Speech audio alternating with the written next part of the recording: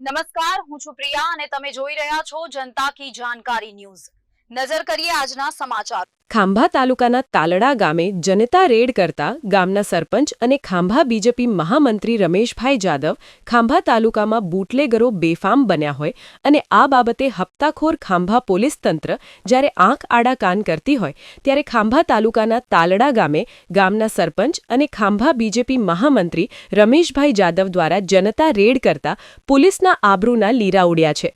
સત્તાપક્ષ દ્વારા જ જનતા રેડ છતાં પોલીસ સામે અનેક પ્રશ્નો ઊભા થવા પામ્યા છે।